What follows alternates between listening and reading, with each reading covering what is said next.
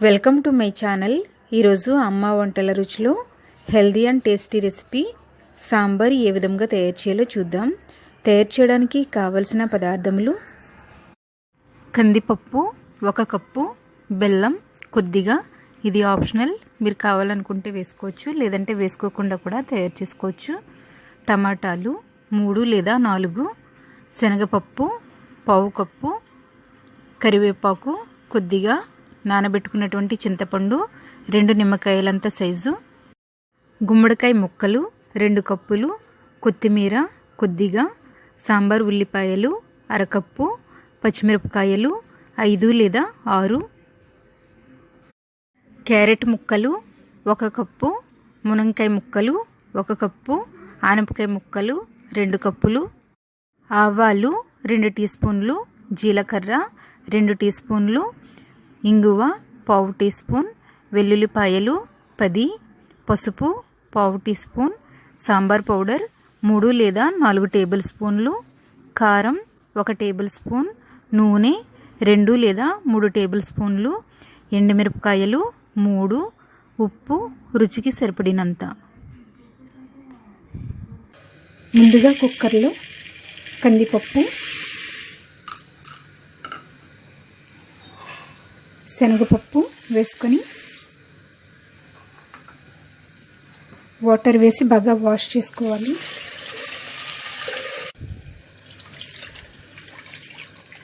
బాగా కడిగిన తర్వాత 3 లేదా 4 కప్పుల వాటర్ వేసుకోవాలి. తర్వాత ఈ పప్పును అరగంట పాటు నానబెట్టుకోవాలి.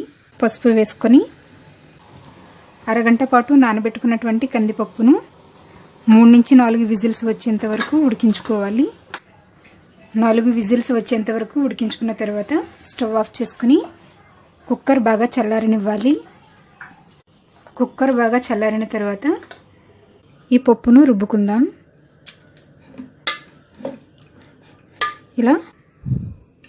ఇలా మెత్తగా రుబ్బుకుని పక్కన పెట్టుకోవాలి.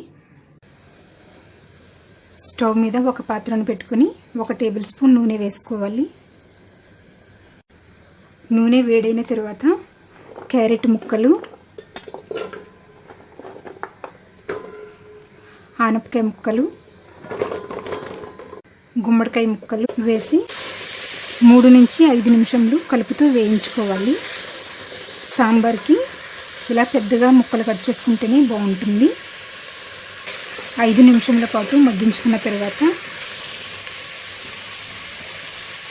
మునక్కాయ ముక్కలు, సాంబార్ ఉల్లిపాయలు, పచ్చిమిరపకాయ ముక్కలు వేసి 2 నిమిషాల పాటు కలుపుతూ వేయించుకోవాలి.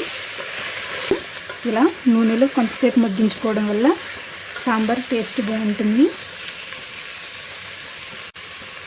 చిటికెడు పసుపు, కారం వేసుకొని కలుపుకుందాం.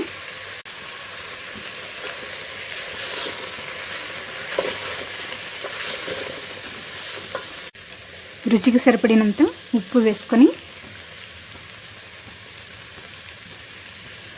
వాటర్ వేసుకొని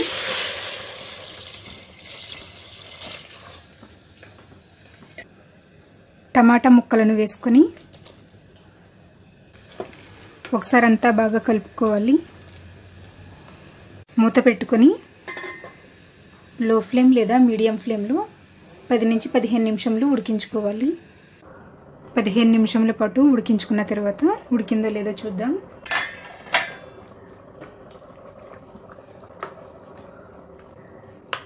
ఇలా ముక్క మెత్తగా ఉడికేంత వరకు ఉడికించుకోవాలి. తరువాత ఉడికించి పెట్టుకున్నటువంటి కందిపప్పును వేసుకోవాలి. చింతపండు రసం,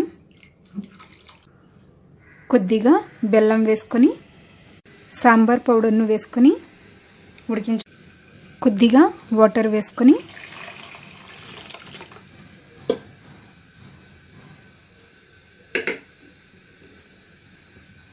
ఇది అంతా బాగా కలుపుకొని ఉడికించుకోవాలి. ఇది బాగా మరిగేంత వరకు మరిగించుకోవాలి.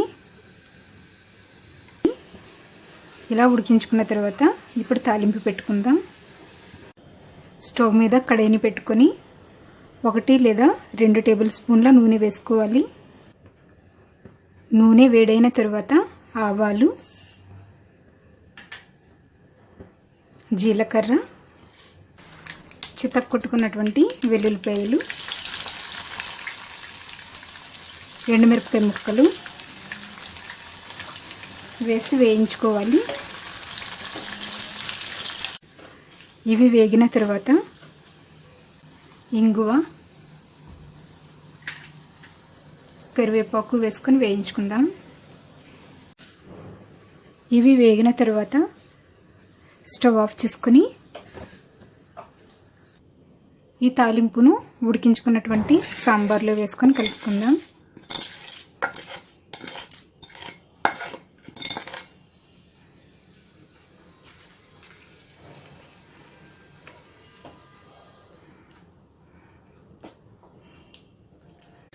కొత్తిమీరను వేసుకోవాలి. ఇంట్లోనే తయారు చేసినటువంటి సాంబార్ పొడితో రుచికరమైన సాంబార్ రెడీ అయ్యింది. సాంబార్ పౌడర్ ఎలా తయారు చేయాలనేది నేను ఆల్రెడీ వీడియో అప్లోడ్ చేశాను. అది చూసి మీరు తయారు చేసుకోండి. ఈ వీడియో మీకు నచ్చినట్లయితే లైక్ చేయండి, షేర్ చేయండి. మరిన్ని వంటల కోసం నా ఛానల్ని సబ్స్క్రైబ్ చేసుకోండి. Thank you for watching.